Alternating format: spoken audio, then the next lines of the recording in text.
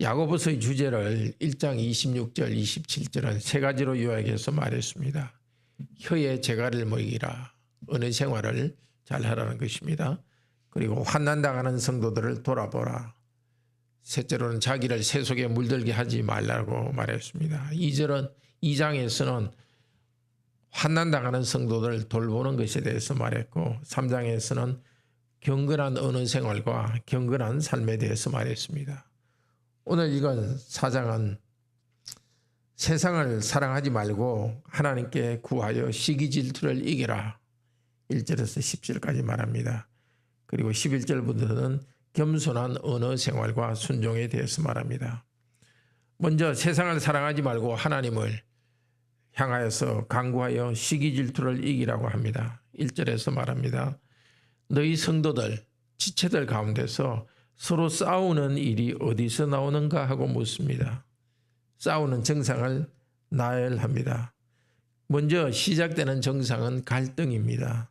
갈등이 싸움으로 더 자랍니다. 참 많은 신앙을 위해서 고난을 받고 참고 있던 인내하며 나가던 초대교회에도 형제자매들 사이에 시기와 질투가 있었습니다. 가정 안에도 갈등과 다툼이 있었습니다. 다툼이라는 영적 질병은 2절에서 살인과 시기로 연결된다 합니다. 물론 여기서 실제 죽이는 것까지가 아니라 예수님께서 말씀하신 서로 미워하고 하는 것을 살인이라고 말합니다.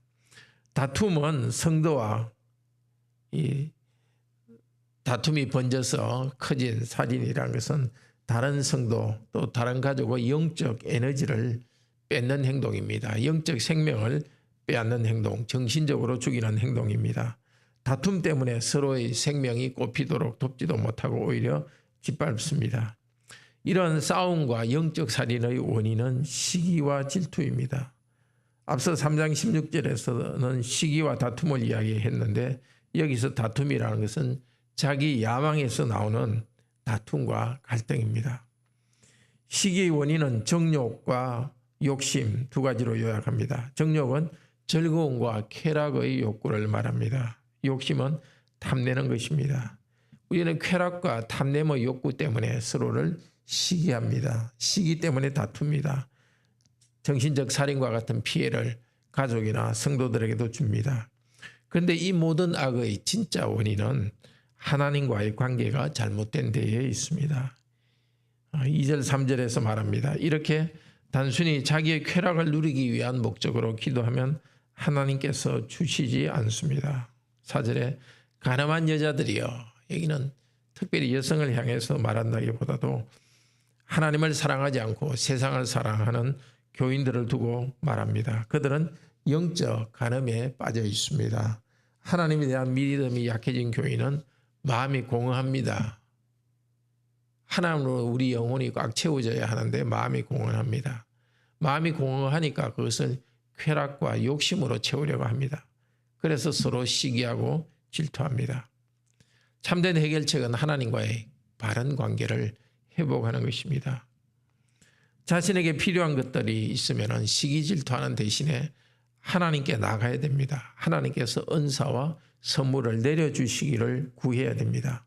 또 하나님 앞에 겸손히 복종할 때 하나님께서는 더 큰 은사를 내려주십니다. 성령의 은사를 내려주십니다. 8절에서 말합니다. 죄인들아, 두 마음을 품은 자들아, 하나님을 향한 온전한 헌신이 없이 욕심으로 마음이 나눠져 있는 성도들에게 권면합니다. 회개하십시오. 손을 깨끗게 하십시오. 경건한 삶을 사십시오. 9절 10절은 하나님 앞에서 교만한 마음을 성결하게 하라 합니다. 하나님 앞에 교만했던 것을 울며 회개하십시오. 하나님 앞에서 자기를 낮추십시오. 그러면 하나님께서 때가 되면 높여주실 것입니다.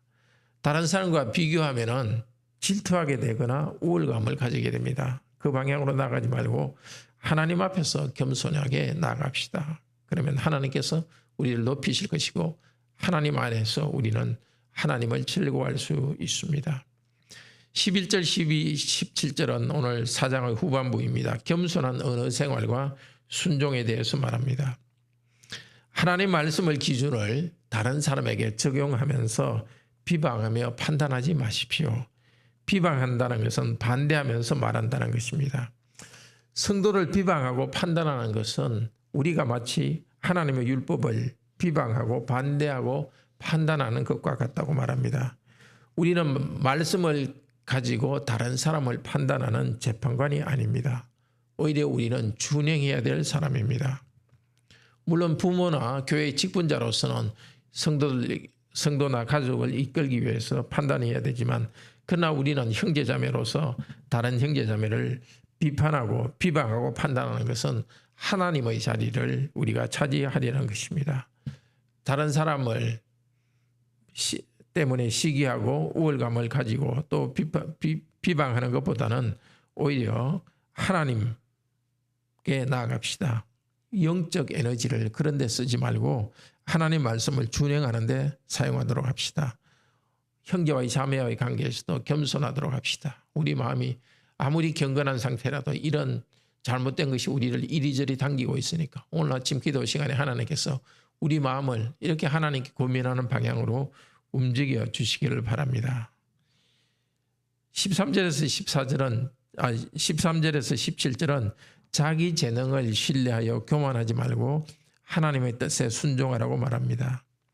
13절을 말합니다. 장사하여 이익을 보려 하는 자들아, 자기의 사업 수완을 믿고서 나는 이렇게 하여 돈을 벌겠다 하면서 교만하지 마십시오. 나는 이렇게 하여 뭘 하겠다고 교만하지 말고 오히려 15절에서 말하듯이 주님의 뜻이면 내가 이것도 하고 저것도 하리라. 주님 앞에서 교만합시다. 정말 헛된 자랑과 교만은 악합니다. 17절에서 말합니다. 교회에서 말씀을 배워서 잘 아는 것만으로 끝난다면 선한 것이 아닙니다. 말씀을 배우고도 그대로 행하지 않으면 여전히 악합니다. 형제자매 여러분, 우리의 본성에는 쾌락의 욕구와 탐욕이 깊이 뿌리 박혀 있습니다. 그 결과 시기하고 질투하고 다툼을 일으키고 서로에게 상처 주는 일이 나옵니다. 이 죄악에서 벗어나는 길은 오직 하나님께 나아가는 데 있습니다. 우리 힘으로 우리의 악한 본성을 제어할 수 없습니다.